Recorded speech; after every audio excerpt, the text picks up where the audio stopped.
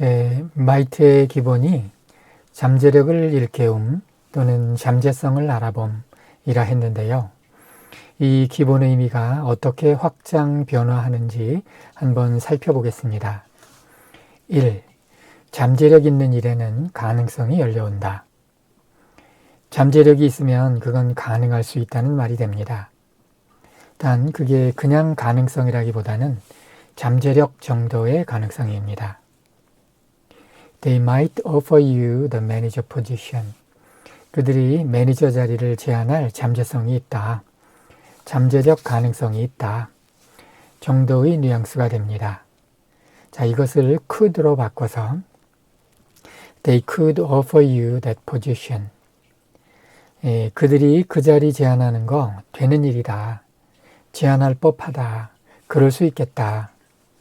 이처럼 could의 경우엔 긍정적 뉘앙스인 반면에 might는 적극적으로 긍정의 느낌을 일으키는 것까지는 없습니다.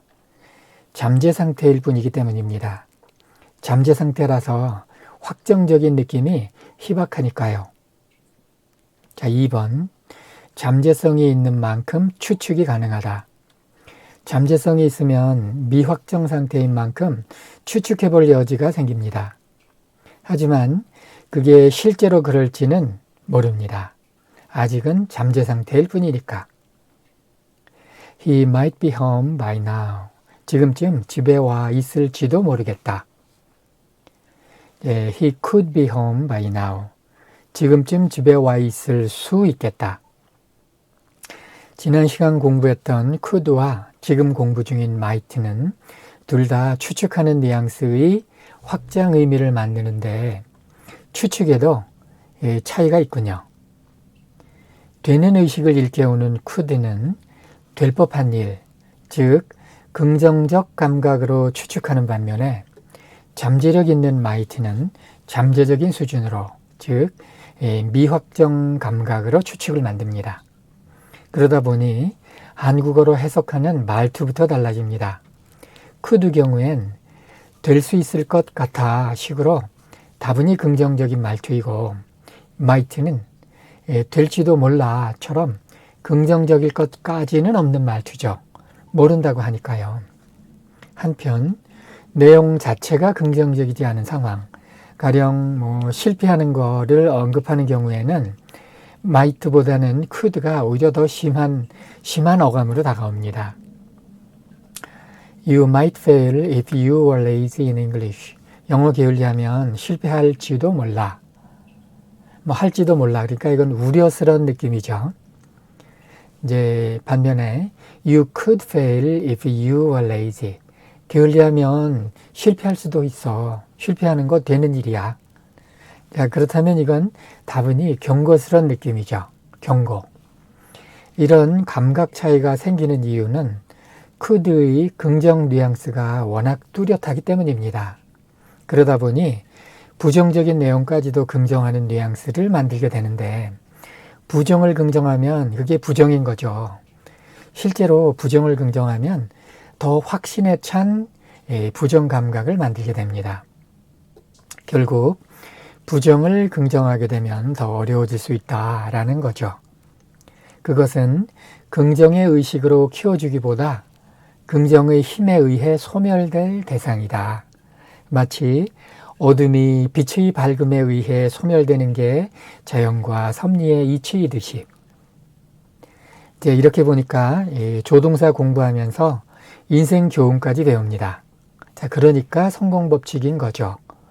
경험, 교훈 없이 올바른 성공 만들기가 쉽나요? 자, 3번. 이 잠재성을 추측하듯 제안을 한다. 이 잠재성이 있으면 아직 미확정이니까 추측해 볼 수 있는 건 당연한데, 그런데 이 추측하는 척 하면서 상대방에게 넌지시 제안하는 경우가 있습니다. He might help your mother. 그가 너의 엄마를 도와줄지도 몰라. 이건 문자 그대로 추측이죠. 자, 그런데 You might help your mother. 너 말이야, 엄마 도와드리면 어떨지 모르겠네. 근데 이건 넌지시 의사를 묻는 감각입니다. 보시다시피 might를 써서 말 자체는 어떨지 모르겠네 하고 추측하는 표현인데 이게 제안처럼 들리는 것입니다. 내가 엄마 도와드리면 어떨지 모르겠네 하는 게. 왜냐하면 you, 즉 상대방한테다가 하는 말이기 때문입니다. 엄마 도와드리는 게 할 일인데 그걸 상대방한테 하니까 도와드리라는 말처럼 들리는 거죠. 다만 마치 추측하듯 might를 써서 단정적이지 않게, 말하자면 아주 조심스럽게 표현한 것입니다. You might approach differently to the issue. 그 문제에 좀 다르게 접근하면 어떨지 모르겠다. might니까. 근데 보시는 것처럼 여기서도 이 might를 쓰니까 아주 조심스럽고 정중한 제안보다는 오히려 젠틀한 조언 같은 뉘앙스가 상당히 잘 살아납니다. 그 문제에 좀 다르게 접근하면 어떨지 모르겠어. 너 말이야. 이렇게 말하는 거죠. 자, 그럼 마지막으로 네 번째.